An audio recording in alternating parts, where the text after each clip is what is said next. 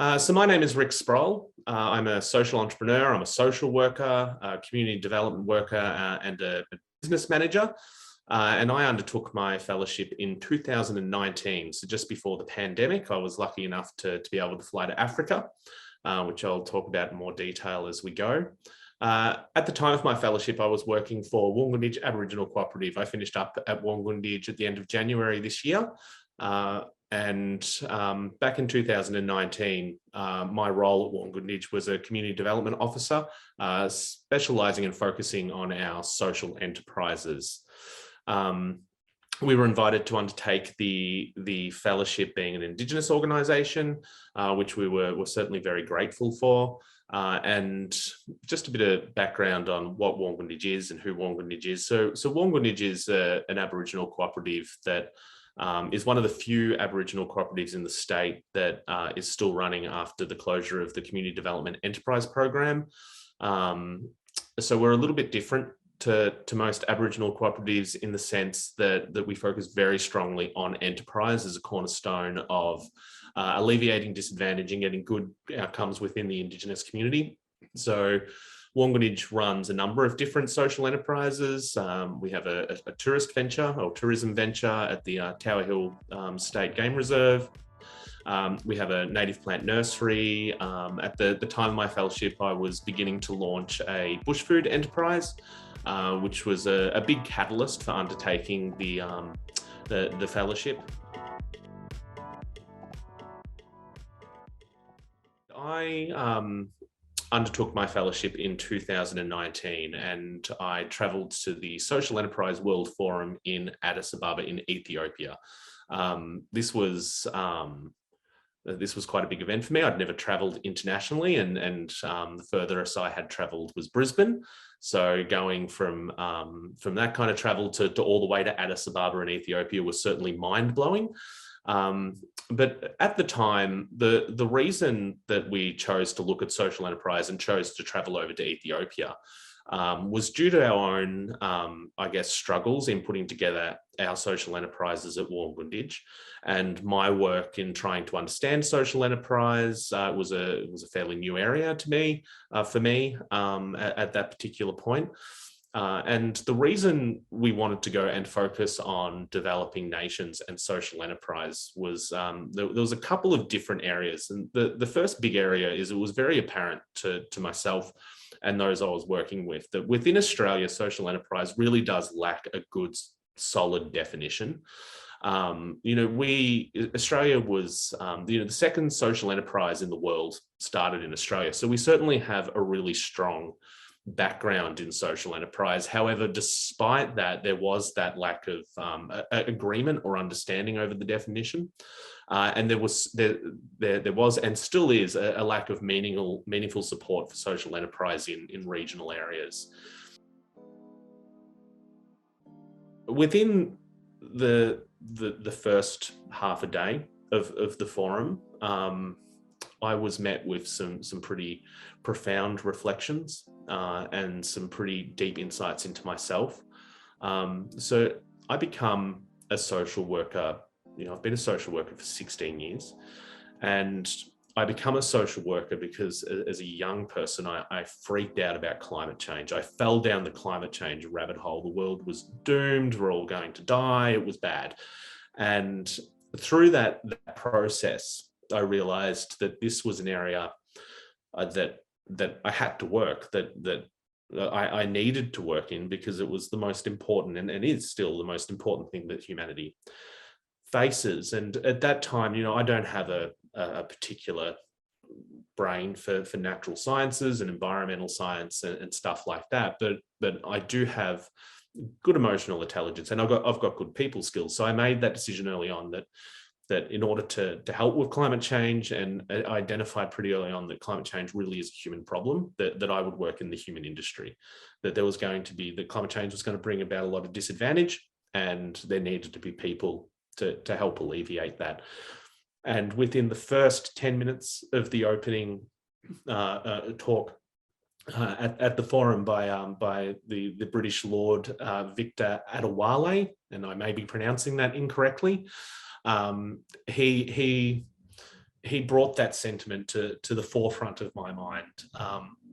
And he basically said in his opening remarks that, the world is facing three major threats, and that is the climate crisis, and it's inequality and inequity, and it's political unrest. And we can really see that in the years that have followed 2019. As I said earlier, one of the reasons I went to Ethiopia and wanted to explore this topic is because I believed that social enterprise really lacked definition in Australia. And after those opening remarks, he addressed that directly, by basically saying that there is this, that it does lack definition, that the definition changes, but who cares? It's not important. That definition is not important. And he goes on to say, and I'll quote him directly here, he went on to say that the community has to create a common understanding of our brand, that being the brand of social enterprise. And our brand is about understanding society. We also need a credible economic model for social enterprise. And that was really, that was the beginning of the forum, and it really set the scene that the definition of social enterprise does not matter. And I can go into the various definitions. And the one I like to work with is social enterprise is really just an enterprise that is having a positive social impact in its purest. But he really highlighted the need for branding, and the need for marketing, and the need for advocating this idea, because it doesn't really matter, excuse me, how you define it. What matters is the actual work that social enterprise does. So that really set up the beginning of the forum, and really sort of put our minds into that space of how do we advocate for social enterprise, and how do we push its brand and its importance further. And that really related to my topic area. It really related to what I wanted to investigate in regards and bring back in regards to social enterprise in Victoria, and how we can promote it, how we can brand it, and how we can really push the story that it is hugely important. Addis is a city of enterprise. It is everywhere. Down every street, down every alley, everywhere you go, there is business. And that may be from someone on the side of the road just selling things off a blanket on the ground, to restaurants and little shops, and clothing stores where there's women in there actually making the clothing. It was mind-blowing in terms of how much actual enterprise was occurring in the city. And the young man I was with, I got talking to him about that level of enterprise, and he highlighted something to me that stayed with me the whole trip, and something I hadn't thought of when wanting to travel to developing nations to look at social enterprise is he basically said, without enterprise, there's starvation. There's no social safety net like we're used to here in Australia. Enterprise in Ethiopia happens out of necessity, and out of the need for survival. And I guess from my privileged position here in Australia, that's something I never really considered as a reason to why social enterprise was so vibrant in Ethiopia. And you could certainly see that enterprise was the cornerstone of everyone's lives. They used it to survive, but it was also a huge part of their communities. And the amount of enterprises that social enterprise Ethiopia has supported that have fundamentally been built from what we would understand as nothing is incredible. And that is because they spend time looking for people or working with people that you wouldn't traditionally think of as entrepreneurs, and uncovering this total wealth of human capital and ideas and innovation. So that also was hugely important to me in understanding that, yes, there is a need to incubate enterprise, and education is actually not that important. And that might be a radical thing to say, but in terms of being an entrepreneur, it's actually not that important, because being an entrepreneur comes from living in an environment, especially a social entrepreneur. You live in that environment, you experience that environment, you, through virtue of that, begin to understand its needs, and you begin to see its strengths, and you begin to see the areas that are lacking.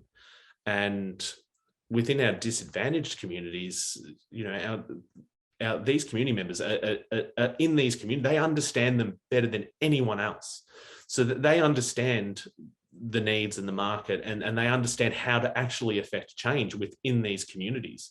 So there might be a lack of formal education, but there is definitely a rich informal education that just comes through lived experience that I think we discount quite heavily. And it's something that we really need to look at and be better at in terms of supporting those that are going to come to social enterprise and entrepreneurship through different avenues, not just through education.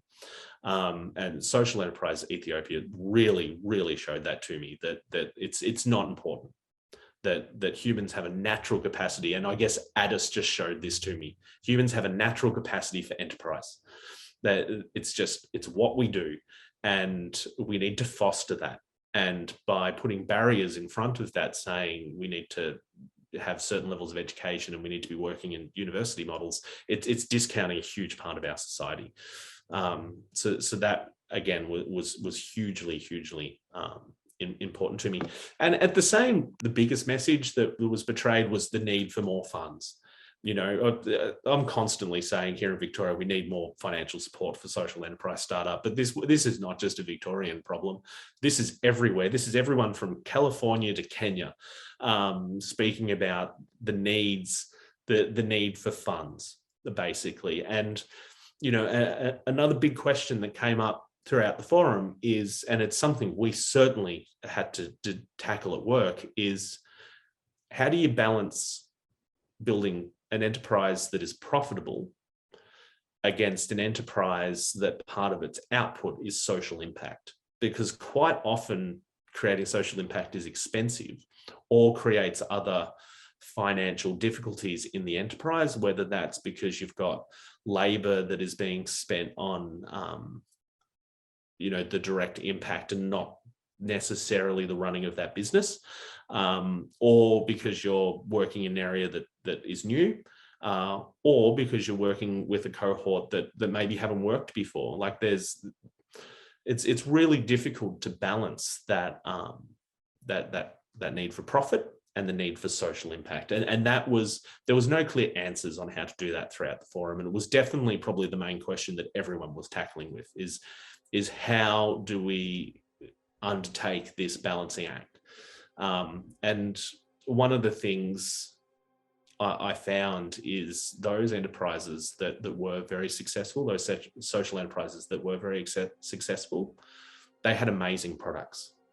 And the quality of their products, like the folk at Tibet Leatherworks, were outstanding and were able to compete with the highest quality traditional corporate products as well. So it really highlighted to me that the need that if you are a social enterprise and you are producing a product, it has to be top notch. It has to be brilliant, because there is so much risk in undertaking social enterprise work that if your product is anything less than perfect or anything less than good, you're really going to struggle, because you have to capitalize on as much profit as you can. I undertook a session where they talked about the hero's narrative, which is a very traditional and old way of telling a story. Everything from, you know, the Greek classics like the Iliad to Star Wars sort of follow this same format of the hero going into darkness and coming out triumphant and overcoming evil. And we talked about how to apply that narrative to the story of your social enterprises, and being able to orate what you're doing, to be able to talk about it clearly, and to be able to give life and character to what you're doing. And it feeds back into that idea that you're working in a really innovative space, because in that space, you capture data, but quite often the impact you're having is on individuals within those social enterprises. And it's really difficult to tell the story of an impact on an individual just using cold, hard stats. It's narratives that really push push that message of the impact that you have on people. And all humans respond to story. And the story is a really, really powerful tool in marketing what you're doing. The pride that come from creating such a high quality product as well directly impacted the enthusiasm of the participants. So not only does it drive profits, but it also actually drives motivation, engagement, and enthusiasm within the enterprise itself, and pride, which are all hugely, hugely important. One of the first things we did is really halted our business development and then brought in clients and community members, not just to talk to them about how they think the nursery should be running, but talking to them about what their needs were and what they would like to be doing if they were participating in the nursery enterprise. So we really worked with our community to work alongside them. And then we started to gather a cohort of volunteers that would help us undertake a huge redevelopment of that nursery space, in the hope that we would create a sense of shared ownership. We would allow our community to feel like they had a stake in the success of the nursery. So we undertook that process and we redeveloped it. And then, we brought in a very experienced horticulturist to help us, who also had a lot of experience working in the education space with disadvantaged students. So it was a really nice fit for us. And we then started to look at our business model and how we were wanting to operate that enterprise. And, the traditional view would be you employ a couple of horticulturists and you get the work done and you send your plants out. But we decided early on that no, that there was a couple of things that were really important to us. And that was, we wanted it to be staffed by community members. And we wanted it to be staffed by people that probably otherwise would struggle or not have an opportunity to get into work. That was first and foremost. We wanted it to be predominantly staffed by Indigenous people. And we also wanted to have a meaningful impact on our natural environment. So in terms of it being a social enterprise, it was to support people and it was to support the environment. So through working with our participants, their passion for not just native plants, but local native plants, the plants that were growing in their backyard and within the bush and stuff like that was hugely apparent. So we decided that if the participant passion was there, then that is the area that we will focus on. So we decided to focus purely on local native plants. And the other area of great interest amongst our participants was bush food. So we decided we'll do bush foods as well. So by listening to them and listening to their experiences and their ideas, we really formed the business around them. Moving on from there, where the nursery is now, is very different to where the nursery was prior to the fellowship. We now have an incredibly vibrant space that is not just state of the art, because as I said, one of the learnings I took from the fellowship is you have to produce an amazing product. What you do has to look good. It has to be slick. It has to be professional. And that idea of pride, you don't want to be working in a rundown workplace. You want to be working in the best. You want to have the best tech available to you. You want to feel like you're on the cutting edge of your industry. And that's something that we definitely created. And then we learned together. And, I'm not a social enterprise expert. I know a bit about social enterprise just through experience, but I'm far from an expert. And that is definitely what I presented to our participants, that I am no expert. We're going to learn this together. We're going to go through this together. We're going to build this business together, and all of us may fail, but it's okay. Because I'm going to make mistakes, you're going to make mistakes. It's all part of the process. And the sense of ownership we have developed in that nursery is just unbelievable. You can go down there today and, it's mostly crewed by Indigenous people. We've got trainees, we've got people from disadvantaged backgrounds, people with disabilities, all walk of people working in that nursery. And they are the heart and soul of it. They love the place. It's more than a job. It's deeply important. And the success of that nursery now, they drive that, and they want to see it succeed because they helped build it. and they have meaningful impact in regards to which direction that business goes. And if a client or a participant or volunteer comes and says, I think we should be doing this, or I'm really interested in that, then we will do it. And they keep coming back. You know, we had volunteers that we had to say, how about you have a day off because you've been here too much, you know, you need to rest.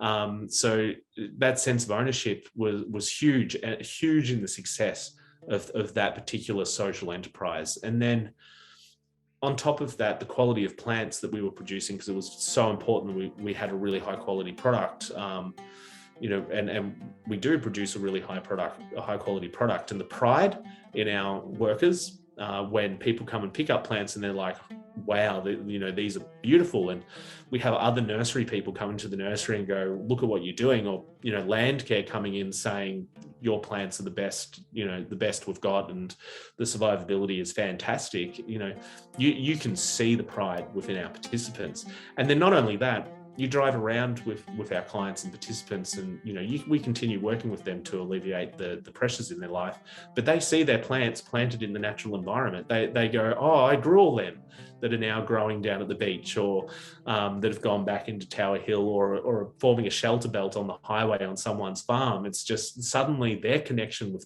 land is just double because they grew the plants. Those trees are always going to be there. In 50 years when they're huge, they'll still be there going, oh my God, they're my trees. So that sense of ownership over the process, hugely important to the outcomes of those working within the nursery and for the actual nursery itself. I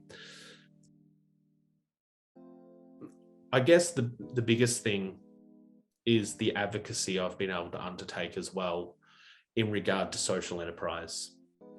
I believe that social enterprise is one of the best solutions we have for alleviating disadvantage and bringing about social change. And one of the beliefs for that is, and in Ethiopia, social enterprise, they're really excited about it because they're building an emerging economy, and they're building their economy up. And I guess we live in a capitalistic world. We live in a neoliberal world where the economy reigns supreme. And a lot of the excitement in Ethiopia around social enterprise is because social enterprise fits within those economic models. And the realization that social enterprise is important because it works with the system that we currently have in place. It doesn't fight against our economic systems. It seeks to be sustainable. It seeks to be profit-driven. It seeks to do all the things that traditional business does. It just wants to have an impact whilst it's doing it. Our entire economy is built around enterprise, and it's not that strange of an idea to just introduce that these enterprises should also have a social impact. We're seeing it more and more, but social enterprise, it is one of the best opportunities we have for alleviating change and reinforcing our traditional economic systems, bringing about financial well-being for people and creating jobs. And, you know, in terms of takeaways, you know, Warngoodidge is a Jobs Victoria provider. Employment is a big area that we work in. And, you know, in Ethiopia, on average, each social enterprise has 21 staff members or 21 EFT. It's huge employment opportunities that come, especially for those that would have access or difficulty accessing the employment sector. So there are huge opportunities within social enterprise to create jobs, to support our economy, to support the economic well-being of the entire community. But also alleviate some of these major issues we're tackling, climate change and inequality and political unrest, because we have to tackle these issues, but we can't tear our system down in doing it, because that's not going to help anyone. We have to work with the system we've got, and social enterprise just, it capitalizes on that so well. It is perfect. You know, our plan for Warngoodidge, and I have all the faith that they will get there, is to become financially independent. is to use social enterprises to fund the organizations so it's not so dependent on government funding. And I think that's a really noble and fantastic goal for any not-for-profit to have, to be sustainable on their own 2 feet and to be able to innovate the way they want to innovate and to be able to work they want to innovate. And you can only really do that if you've got the funds to do it. So it's something we need to support, because if we want our not-for-profits to have the impact, or the full breadth of impact that they should have, and be economically sustainable and be bringing creating employment opportunities, that we need to be looking at social enterprise.